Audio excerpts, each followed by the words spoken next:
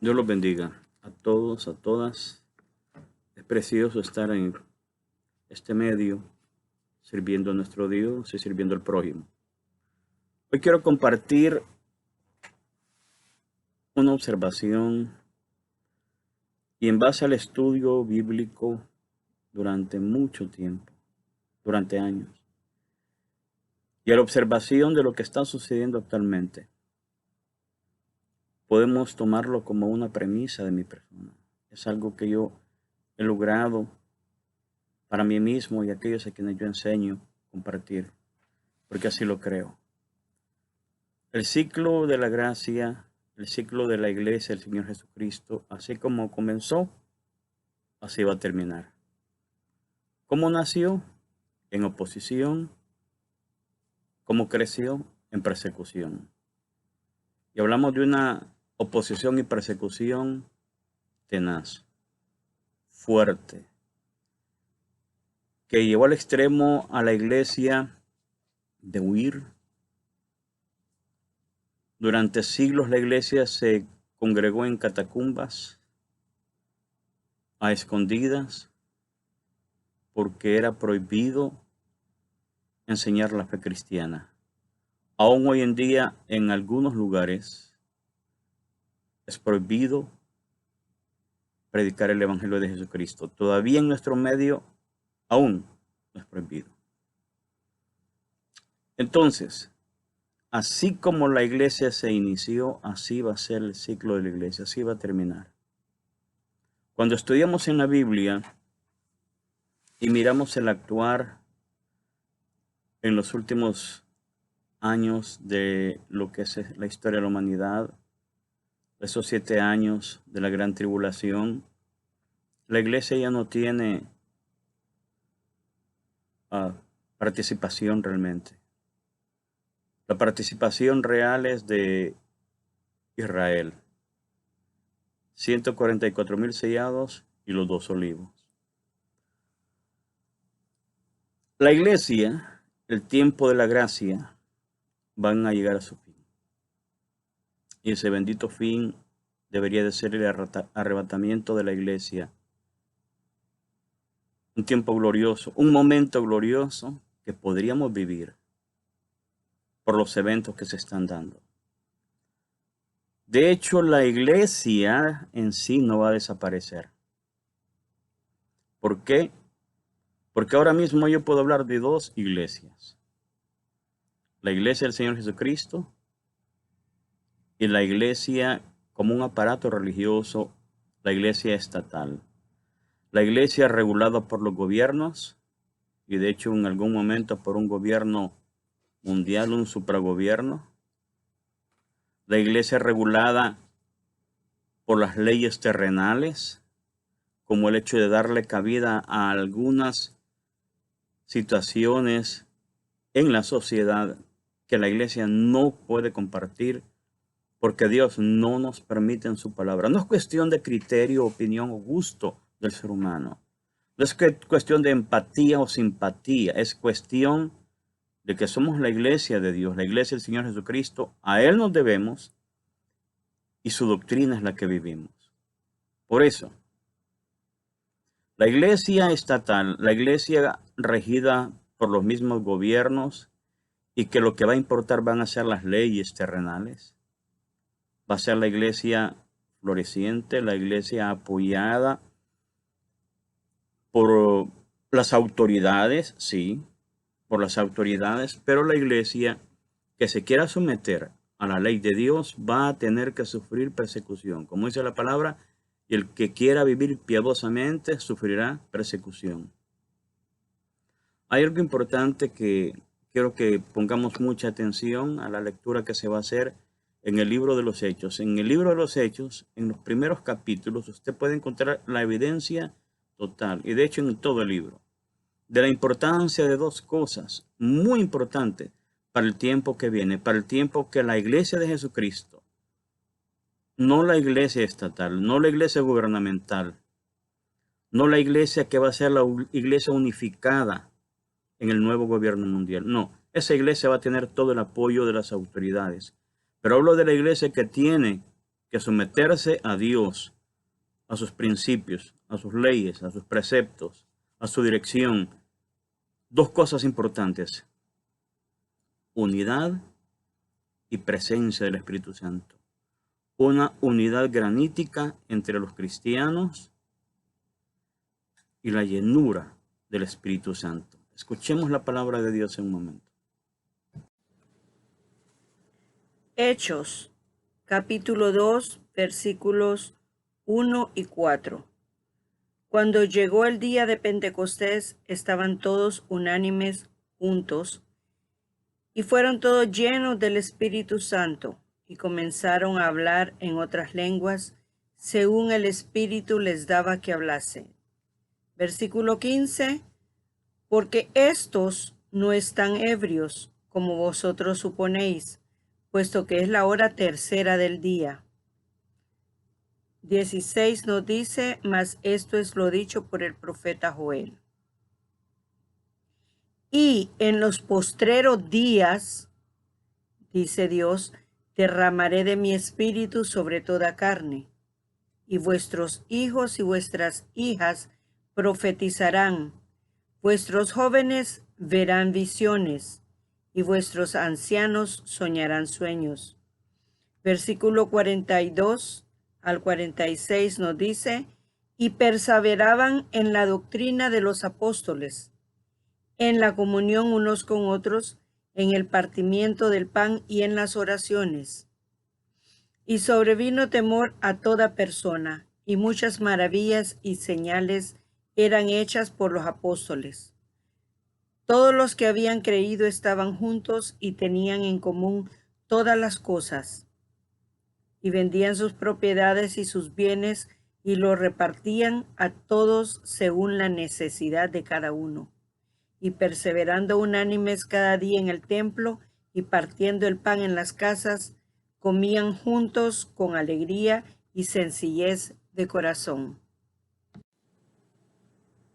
Casi todo momento importante en la iglesia primitiva se iniciaba o surgía en momentos en que el pueblo de Dios estaba reunido, como el bautismo, la llenura del Espíritu Santo, cuando el Espíritu Santo llegó como la promesa del Señor, como cuando los discípulos oraban y tembló aquel lugar donde estaban reunidos y les fue dado de nuevo de parte de Dios para que predicasen, anunciasen lo que las autoridades religiosas y la guardia y todos les habían prohibido.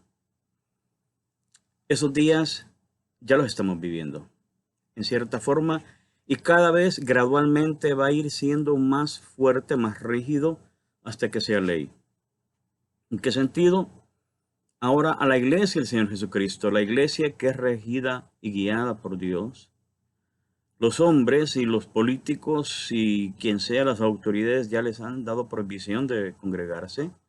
De hecho, nosotros tenemos prohibición de congregarnos. En la mayoría de países del mundo es prohibido que la iglesia se reúna a adorar a Dios, a aprender de Dios, a servir al prójimo, porque de eso se trata también esto.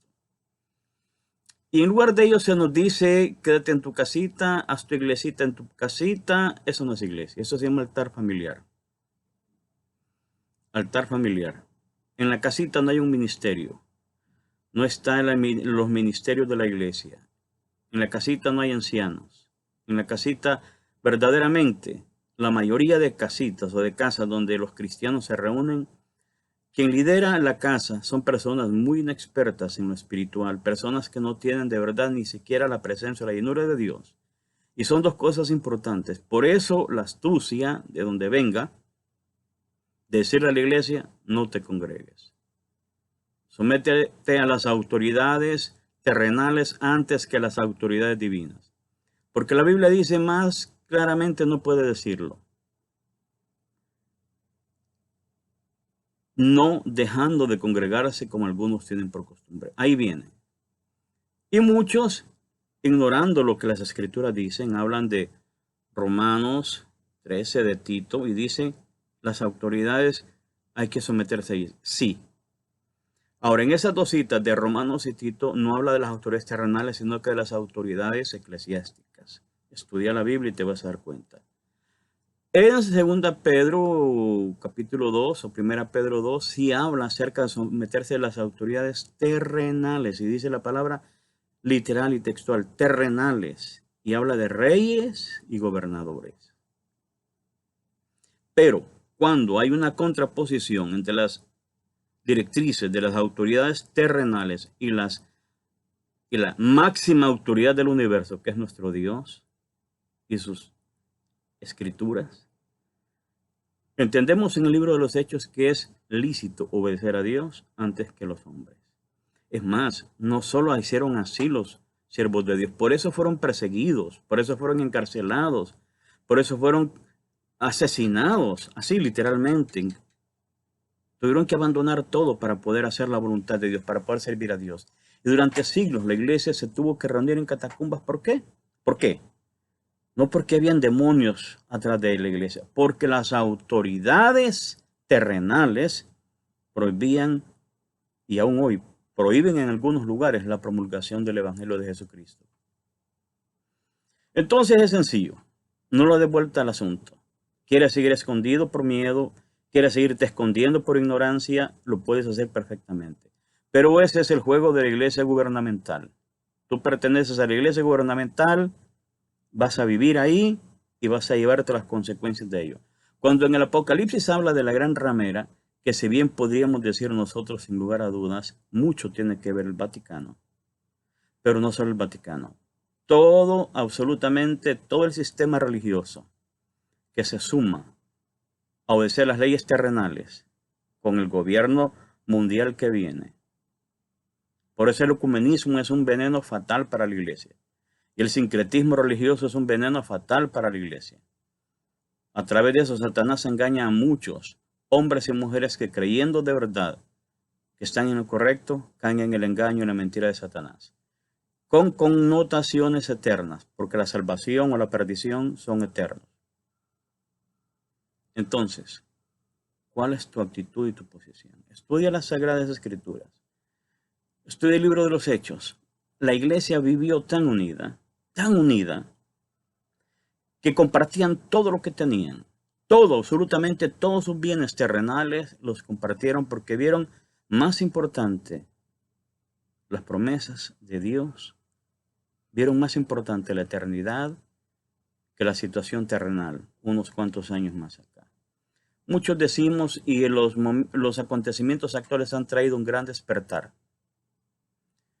Y muchas personas están volviendo de alguna forma sus ojos a Dios. Y para salirse del miedo, algunos hasta pasan ahí posteando y reposteando cosas muy bonitas, interesantes. Pero uno, ¿está la iglesia confiando en Dios? ¿O está la iglesia con miedo? Hay personas que se ríen del cristiano y dicen, ¿dónde está el cristiano valiente, el cristiano que no tiene temor a la muerte? Como dijo Pablo, para mí el vivir es Cristo, el morir es ganancia.